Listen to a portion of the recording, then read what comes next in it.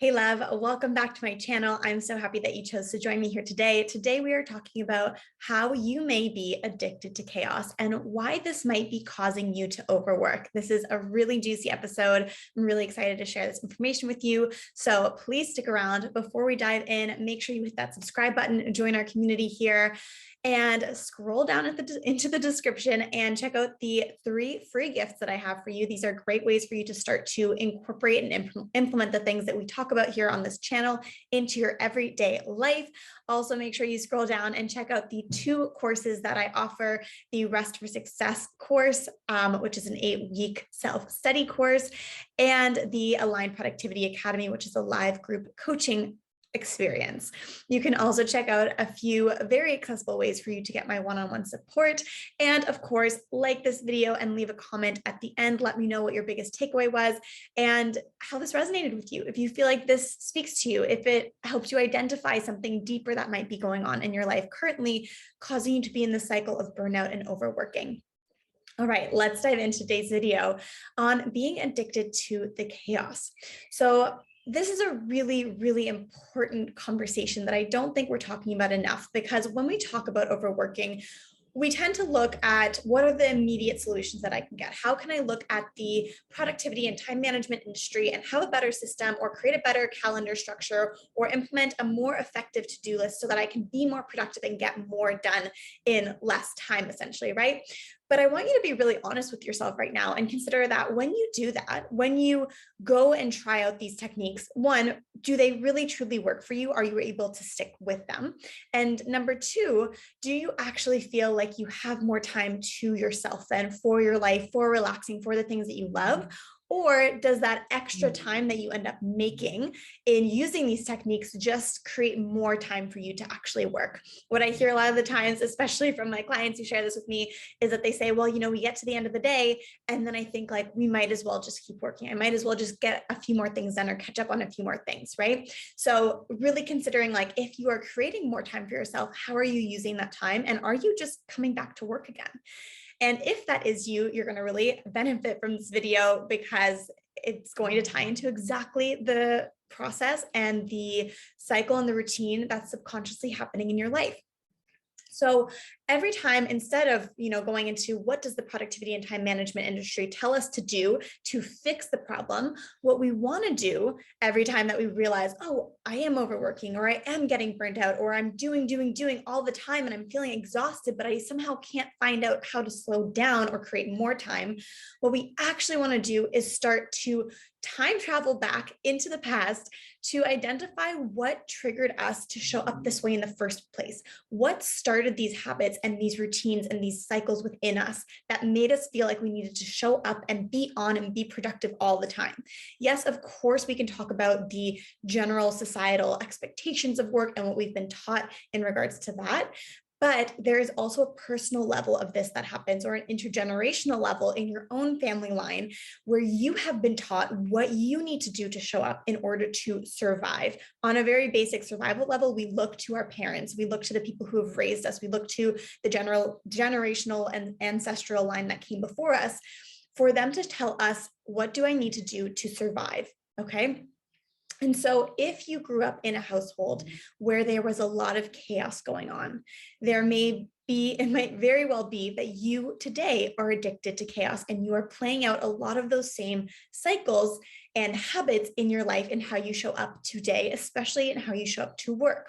So if you grew up in a household, or if you can think back to your childhood while you were growing up, where there was a lot of unrest, where there was fighting, where there was anger, where there was inconsistency in how your parents were there, or your guardians were there or available to you, if you weren't sure how someone was going to react, if there was outbursts of anger or sadness, if you felt like you needed to show up and ease the situation a lot of the time because there was so much dissonance going on, those are all really good signs that there was a level of chaos that was normalized for you, which heightens the chance that you are most likely addicted to chaos and you're in a chaos-based cycle today.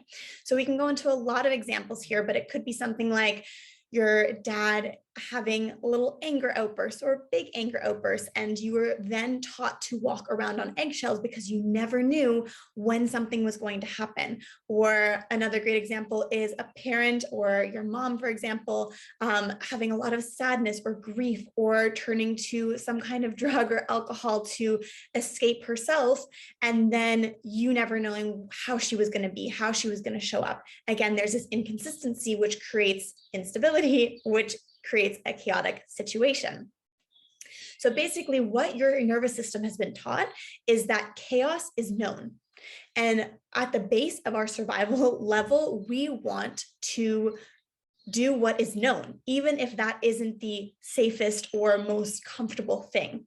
So because it's known that there's always going to be chaos, or there's always going to be some kind of disharmony, or that you always need to be walking around on eggshells, even though we can logically say that doesn't feel safe, or that doesn't actually feel good, it is what your brain knows. It is what your nervous system knows. And because of that, it is creating this false safety around this context, around this kind of situation. And so what ends up happening is you start to look for this in your life today as you show up in the world, again, whether that's in relationships or in how you're working or what you think you need to do to be successful. Of course, those are the main themes that we're talking about here, how you're showing up to work. You then believe, and you start to create this environment where you need chaos in order to feel safe. And that's where the overworking, the burnout, the stress, the constant anxiety, the constant heightened nervous system level comes into play, because that is what you believe is safe for you. Does that make sense? Let me know in the comments below if this is resonating with you, even just on a psychological level of like, yeah, I understand how those things click together, right? And so with this in mind, it's really important for us to not just look at, okay, what systems are going to be better for me to put into place so that I can be more productive? Because once you put those systems into place, talking about productivity and how you're showing up to work and achieving your goals right now, if you haven't looked at why you feel the need to show up and go all the time, it doesn't matter what systems you put into place, because you're just going to fill up the extra time that you create with more work. The reason for this is because, like we talked about just now, it doesn't feel safe to slow down, because that is the unknown. A lot of the times as well, if you grew up in a chaotic environment, what that would have meant if there was rest, or if there was a calm or a silence that you were experiencing, it was more of this calm before the storm. There was going to be something chaotic that was going to come after it, or the other shoe was going to drop. And so it doesn't actually feel safe being in this quiet space, because you're like, okay, when is the thing going to happen? When is the chaos going to commence? I need to be ready. And so your nervous system doesn't actually feel safe enough to slow down. Does that make sense? So what we really want to do here is start to retrain your nervous system and your belief system that it is safe to rest, that it is safe to slow down, and that we don't need the drama and we don't need the chaos in order to feel safe. But until we recognize that that is the cycle that we're perpetuating, it's going to be really hard to actually slow down and rest. And the second thing we really want to think about is what happens in this quiet space, and what maybe am I avoiding looking at? Because essentially what happens when we slow down, and I think that the pandemic showed so many of us that this is simply the truth, is that we have to come face to face with our shit, right? We have to come face to face with looking at, how do I feel on the inside? Ooh, it feels really uncomfortable to feel this way. Ooh, I don't want to feel this way. So I'm just going to keep doing and add more things to my plate and add more things to my schedule so I don't have to feel this. Does that make sense? Again, let me know in the comments if this is you, because this is such a massive mindset shift to identify for yourself, to be like, yeah, that is why I'm stuck in this cycle. This identification is the foundation and the starting point that can change everything for how you are showing up to work, how you have balance in your life, and your ability to rest and really slow down. So that's essentially what's happening behind the scenes in the cycle of being addicted to chaos, where it comes from, how it's playing out in your life now, how it's creating this cycle of overworking. And really the key to this is shifting into leading with the feminine first. It is shifting into making rest a core component of your success. That's what I talk about in my Rest for Success course. But what we need to do first is make that feel safe. Because until slowing down feels safe, it doesn't matter what systems and types of ways of working you put into place. That's all of what I talk about in the group academy. It doesn't matter what you put into place until you are able to really slow down and be at a place of calmness in a way that feels safe for you. Does that make sense? I'm going to leave you with that today. I am so excited to hear what your biggest takeaways are in the comments, and I will see you here next time.